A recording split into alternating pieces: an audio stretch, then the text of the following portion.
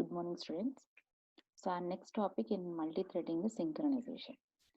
I think you are familiar with synchronization in operating system. So, the concept remains the same in Java also, but now here we will be concentrating on how synchronization is going to solve the inconsistency problems, right? So, basically, what is the problem without your synchronization, and when is your synchronization needed? So from beginning, we are talking about your multiple threads. So in a single program, I'll be creating your multiple threads, that is the blocks of the code, and they execute concurrently. Now, when I am telling that the threads are executing concurrently, then obviously there may be some issues, right? Inconsistency issues. That means when we start two or more threads within a program, there may be a situation when multiple threads try to access the same resource. And finally, what will happen? They can produce some unforeseen results. For example, consider that like one thread is opening a file and it is trying to write the value of your x10. At the same time, another thread can also come into the picture and it can override the data. Whatever the thread A has written x is equal to 10, thread B can override the data. So what will happen? Thread A has actually written the value of your x as 10 and thread B is changing the value of your x is equal to 20. There is no consistency between the data. Or to be more practical, one thread can open the file and at the same time some other thread is trying to close the file. Say thread A is trying to open the file and it is trying to perform some operations on the file, whereas my thread B is trying to close the file. Its operations are done and it is trying to close the file. So what will happen here? It is called as your unforeseen result. That is, you will be getting some inconsistencies here. So now, to solve such type of inconsistencies, data inconsistencies, we will be using synchronization between the process or between the threads. So there is a need to synchronize the action of multiple threads and make sure that only one thread can access the resource at a given point of time, right? I'm repeating, there is a need for synchronization. Where it is required and why it is required, you need to have your synchronization to make sure that only one thread can access the resource at a given point of time. So I'm having a shared resource, and what you are trying to do, I'm having one shared resource, and your thread A should use that resource. That is, it should log that particular resource, it should complete its task, and then only it can hand over that to the another thread. Then you won't get any synchronization issues. So this is called as your monitor or logging, right? Now we will see the Java program where your synchronization is used. So first we will not use your synchronized method and I'll be showing you an example, right? Now for example, this is the program. Consider that I have defined a class table and it is having a method called as print table. Print table. What it is doing? What is this print table doing? It is printing the values. For I equal to 1, n into I. Consider my n value is 5. So it will be printing 5 into 1, the value 5 into 1, 5. The value of 5 into 2, I is incremented to 2, so 5 into 2. I is incremented to 3, 5 into 3. I is incremented to 4, 5 into 4. And I is incremented to 5, 5 into 5. So what is your print table doing? It is printing the value. Say n is equal to 5. Your I equal to 1 to I less than or equal to 5. It is printing the value of n. N is 5. 5 into 1, 5 into 2, 5 into 3, 5 into 4 and 5 into 5. So this is a simple table. Simple class called as your table with one method called print table. Now we are defining one class called myThread1 which is extending thread. So this is not new to you. Right? You are making your myThread1 as a thread here by using the extends keyword. So now in this class, what is this? This is your constructor. Constructor is a function which is having the same name as your class name. And it is parameterized constructor where I am passing the reference variable of this class table. Right? You know how we'll be passing the objects as references, objects and references as the parameters into your constructors. We have learned that in your module 2. So here I am passing table T. So table T, that is the reference variable of your table here.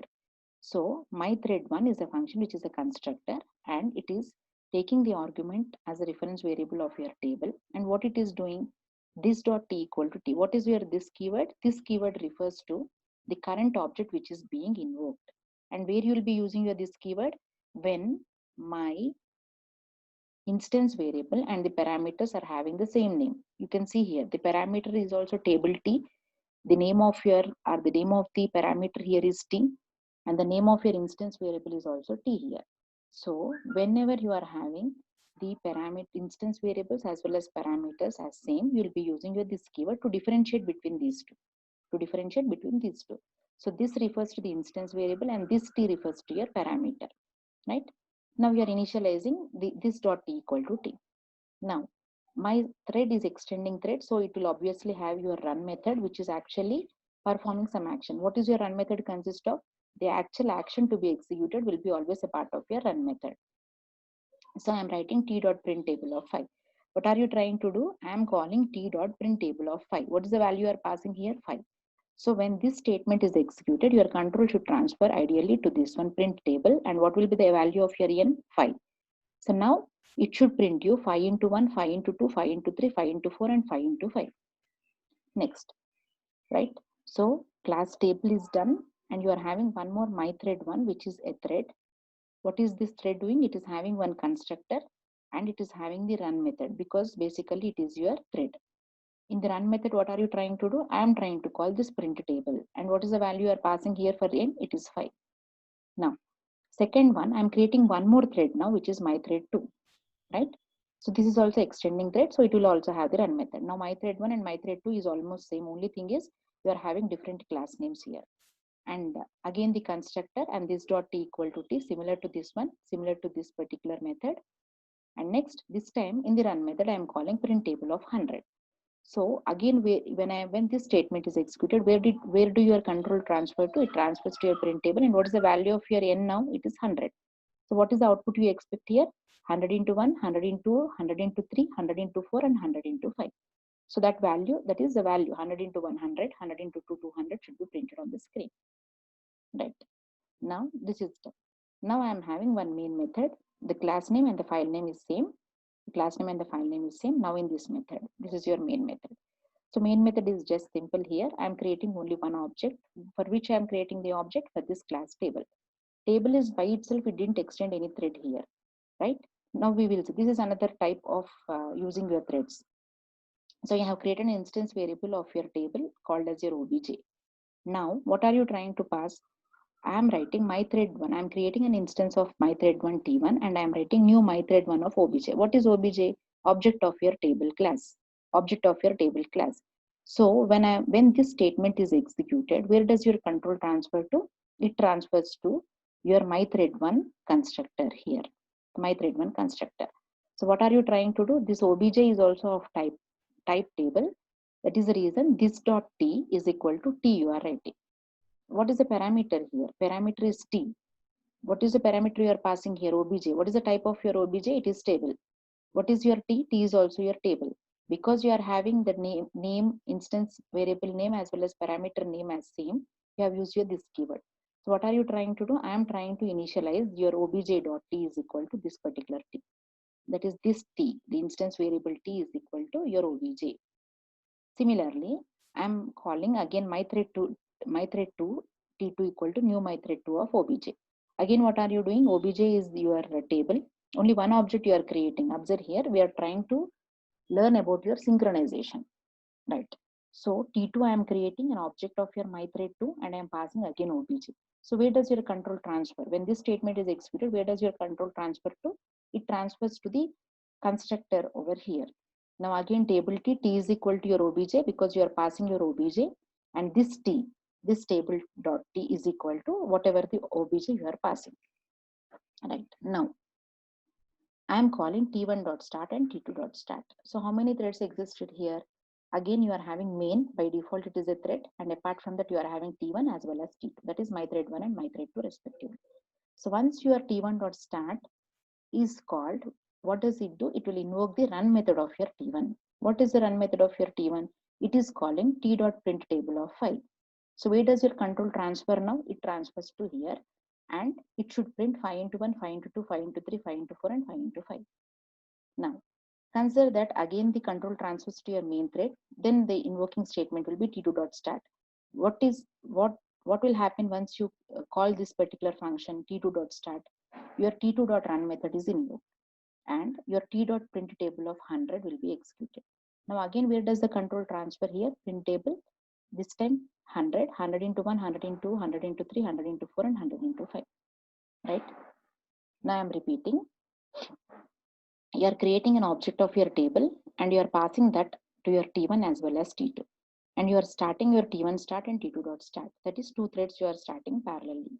So your T1 as well as T2 will start executing concurrently. It will start executing concurrently. So consider that first time T1.start will invoke the run method of your T1. This is my T1. This is my thread T1. This is my thread T2. When I'm calling T1.start, your run method is executed. In the run method, you are calling another method called print table and you are passing the value called 5. Further, the control moves here and it will print 5 into 1, 5 into 2, 5 into 3, 5 into 4 and 5 into 5. Similarly, when your T2.start is called or executed, it will invoke the run method of your thread 2. And again, what you are doing, I am calling print table of 100. So the control transfers here and it should print 100 into 1, 100 into 2, 100 into 3, 100 into 4, 100 into 5. Now, when I am executing this program, I'll start executing the program. We will see what is happening here. Right. This is my first run. You got the correct answer. 5 into 1, 5. 5 2s are 10. 5 3s are 15. 5 4s are 20. 5 5s are 25. 100 into 1, 100 into 2, 100 into 3, 100 into 4, and 100 into 5. We'll run for the second time. Right. You can see now that this thread is executed. My thread 2 is executed first. So 100 into 1, 100 into 2, 100 into 3, 100 into 4, 100 into 5 is executed. Then 5 into 1, 5 into 2, 5 into 3, 5 into 4, and 5 into 5 is executed. We will run the program once again. Yes.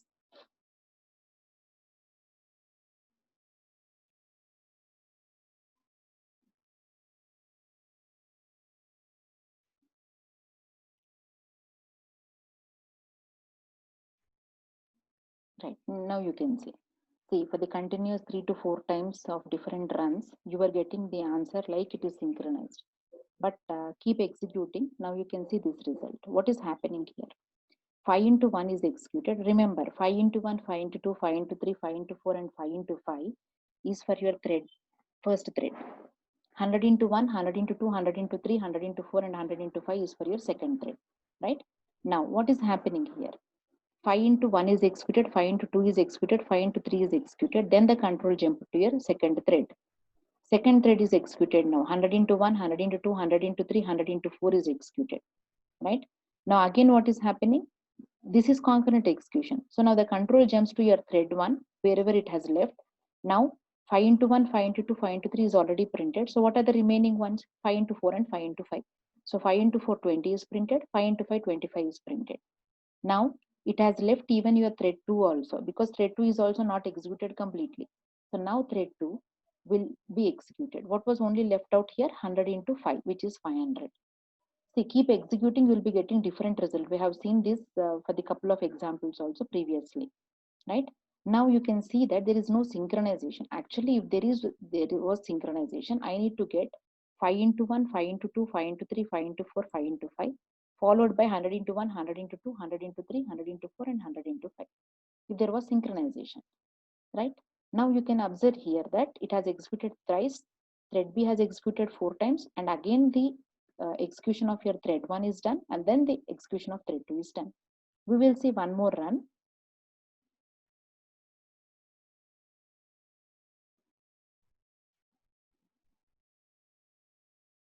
At one more one, you can see it is proper 5, 10, 15, 25, 100, this one. Now again, we'll see one more run. Yes.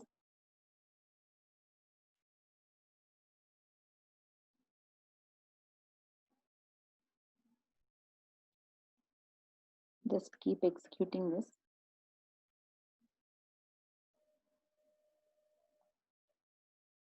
See, every time you need to get the same result if it is synchronized. I didn't use any synchronization till now. So you keep getting different result. Now you can see one more run. The result is first 5, 5 into 1 is executed, then 100 into 1 and 100 into 2 was executed. That is 100 into 1, 100 into 2 is thread 2. 5 into 1, 5 into 2 to 5 into 5 is my thread 1. So now you can see first thread is executed, then twice your thread 2 is executed, then comes your 5 into 2, 5 into 3, 5 into 4 and 5 into 5, and then comes the 100 into 3, 100 into 4 and 100 into 5.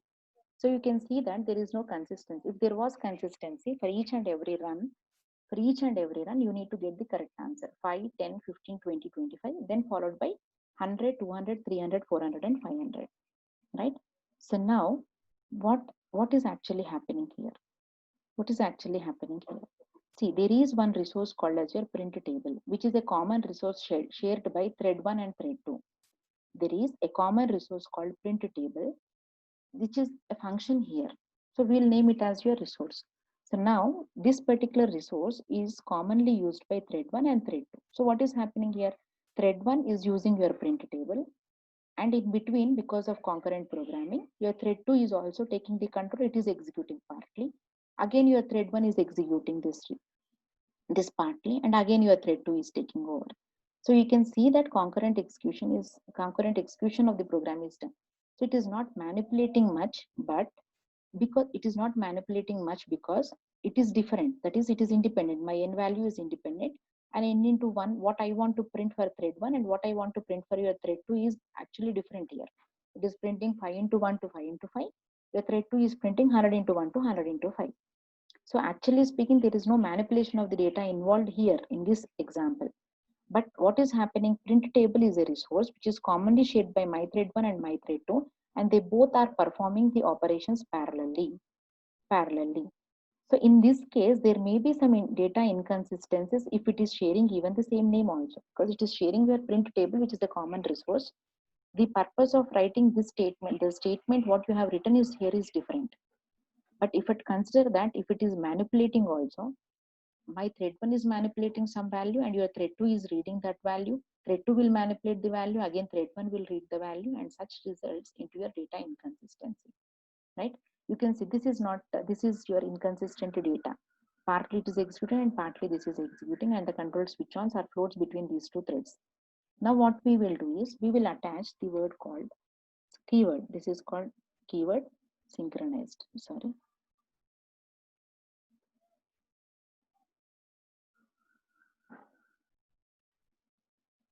Right, you can see it is your keyword. So now for your print table, okay, for print table I am adding your synchronized keyword. I'm adding synchronized keyword. Now what is the meaning of that? When you are adding your synchronized keyword in Java, synchronized can be associated with your function as well as it can be associated with your block of code also, right? It can be associated with your block of code also.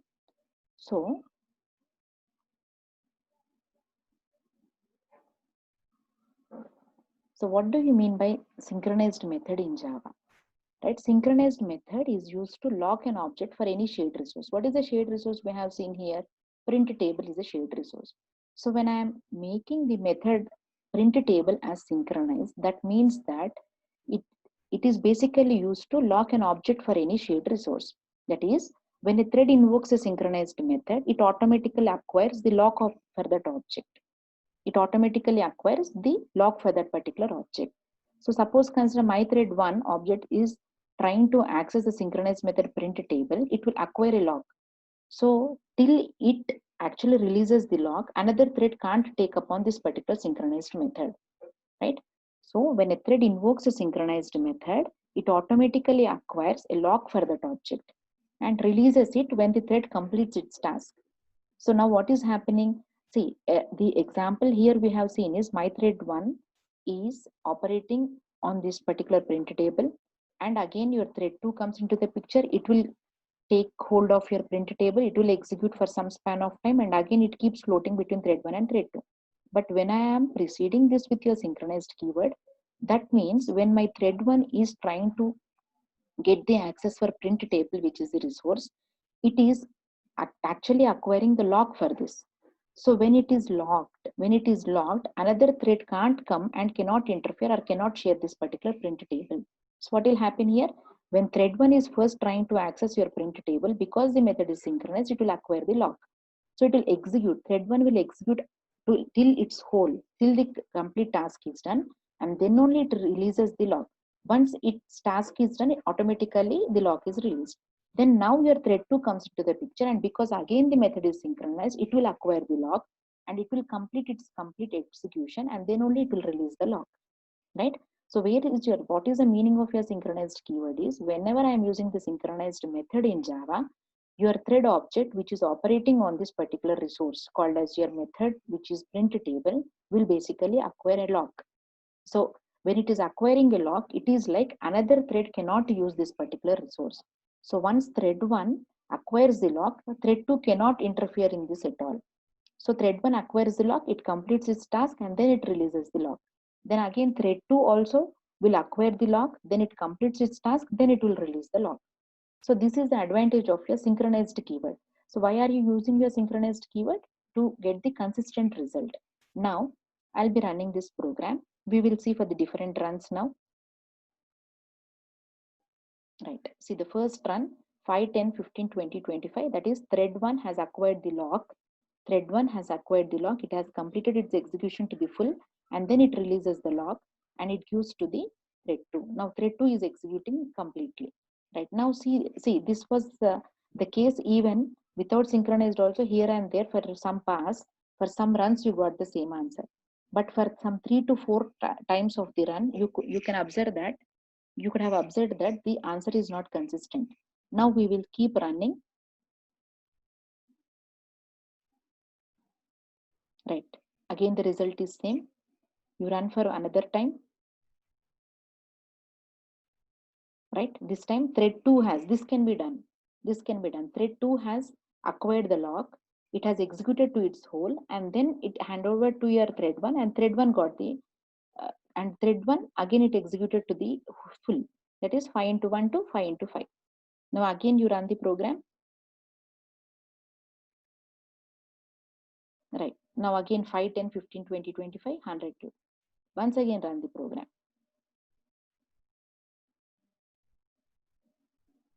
See, no matter how many times you run the program, observe here, thread 1 is completely executed, then it gives the control to thread 2. Thread 2 is executed completely. Or there can be a case like thread 2 might have acquired the lock first, right? It can either happen, right? In that case, 100, 200, 300, 400, 500 will be your answer, and then it releases the lock, and then your thread 1 is going to execute the statements. Now, one more run we will do.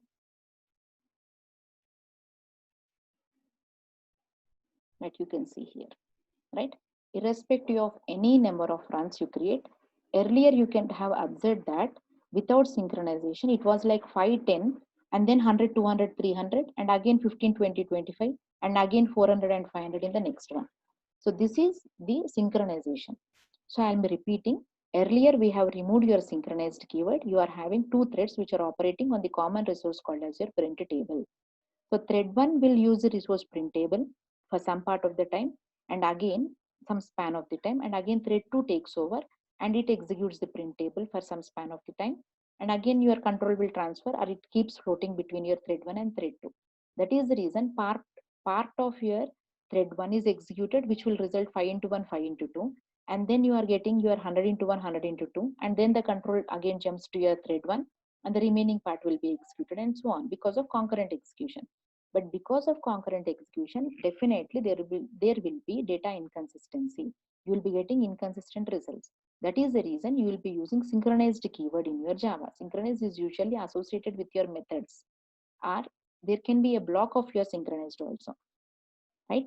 So whenever I am using the synchronized keyword on a method, it means that the object which is trying to, the thread object which is trying to use this particular resource will obtain a lock, and it will execute on the whole. It executes the statements completely, and then only it will release the lock for the another thread to take over. So now what is happening? Thread 1, it will completely acquire this, it will lock, that is it is entering, like it is entering into this one, it will acquire a lock, it will execute to its whole, and then only it will release the lock. Now, once it releases the lock, which is actually waiting for that one, my thread 2 is already waiting for that. So thread 2 also will acquire the lock, and it will execute to the whole, and it will see here T1 dot start, T2 dot start, and main thread. You are having 3 threads here. So there is, whenever I am calling T1 dot start, in yesterday's class also we have learned that when I am starting T1 dot start, definitely run method of T1 will be invoked. But I said you there is no guarantee that that will be executed. It purely depends upon the processor time. Right. Now, for example, right now, meanwhile, my main thread is already running. So T2 dot start also may have executed. So T2 dot start will invoke the run method of your T2. So in that case, consider that your T2 is having some priority. Then my print table of T2 is executed first. So T2 is going to acquire the lock first and it is executing its own method 100 into 1, 100 into 2. You have seen one run like you got 100, 200, 300, 400, 500, and then your 5, 10, 15, 20, 25. Why is that case is when I'm launching, when the main thread is started, when main thread is already running, you have launched T1 dot start and T2 dot start. T1 dot start is definitely the statement prior to T2, but this will make sure that it will invoke the run method of your T1. But meanwhile, again it comes to your main T2 dot start, and T2, if at all it is having the priority inside, that is by default with some priority, what will happen? It will go and it will execute your print table. T2 dot start will call the run method. So it will further invoke your print table of 100 and it will execute and it will return the result. That is the reason you are getting, means T1 and T2 both are having equal chances to start.